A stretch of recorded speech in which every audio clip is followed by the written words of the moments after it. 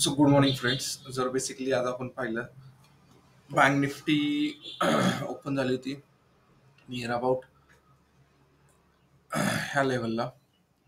So 57,209 57,300 आसपास basically bank Nifty काय झाली ती ओपन झाली. तिथून कंटिन्युअस मार्केटमध्ये काय दिसत आहे, बेसिकली सेलिंग दिसत आहे. सो व्हॉल्यूम जर चेक केलं तर काय दिसत आहे तुम्हाला, रेड व्हॉल्यूम बेसिकली जास्त दिसत आहे. सो बेसिकली आपल्याला सिग्नल जो भेटला होता तो इथे भेटला होता. सेलिंगचा सिग्नल जो भेटला होता इथे भेटला होता. सो परत एकदा बँक निफ्टी आपल्या सिग्नलच्या लेवलला येताना दिसत आहे. मीन्स दॅट की जर मार्केटमध्ये परत एकदा आपल्याला री एंटर करण्याचं काय झालेलं आहे, चान्स आलेला आहे. इथून जर मार्केट जर अपसाईडला राहिलं, इथून जर मार्केट बेसिकली अपसाईडला राहिलं तर परत आपल्याला काय करता येईल, अपसाईडला मोमेंटम गेन कॅप्चर करता. जर इथून निगेटिव्ह कॅन्डल फॉर्मेशन झालं, परत एकदा जर मार्केट खाली आलं तर आपल्याला काय करता येईल, बेसिकली इथून सेलिंगचा सिग्नल काय करता येईल, कॅप्चर करता. सो 5 मिनिटाची कॅन्डल जर पाहिली आपण तर बेसिकली निगेटिव्ह दिलेलं आहे. So it's a best chance की तिथे तो आपल्याला काय करता येईल, शॉर्ट स्ट्रॅटर्जी काय करता येईल, बेसिकली अप्लाय करता येईल. सो शॉर्टची एंट्री घ्यायची आहे नियर अबाउट आपल्याला इथे अगदी छोटासा स्टॉप लॉस ठेवायचा नियर अबाउट 50 पॉईंटचा, आणि आपल्याला डाऊन साईड कॅप्चर करायचे 100 पॉईंट.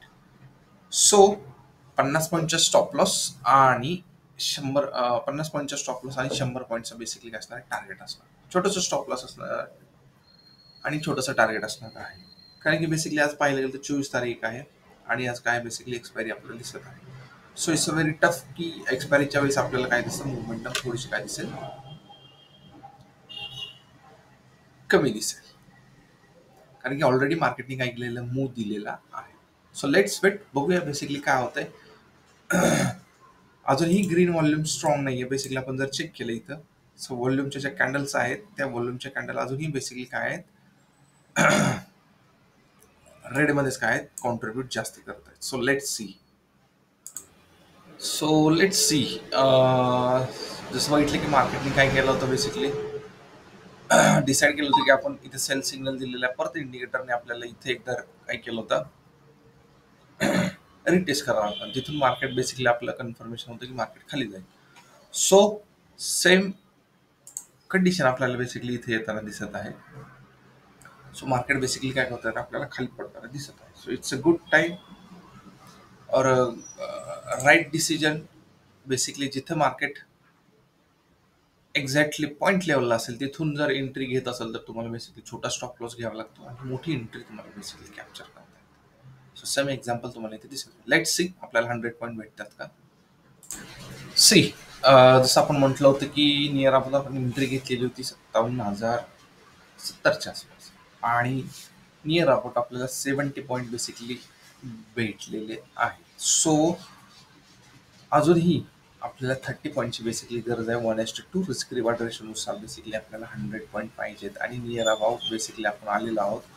सो नियर अबाउट आपलं टार्गेट अचीव्ह झालेलं तुम्हाला इथं बेसिकली दिसत आहे.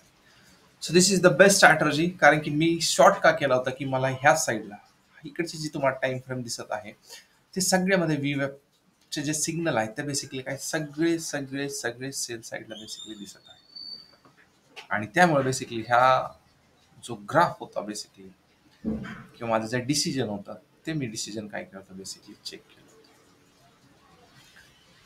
सो सेलिंग साईडला होता त्यामुळे बेसिकली मी काय केलेलं आहे, पुट साईडला बेसिकली बसलो. सो अशी एक सिम्पल स्ट्रॅटर्जी बेसिकली काय करता येते, आपल्याला वर्कआउट करता येते. थँक्यू.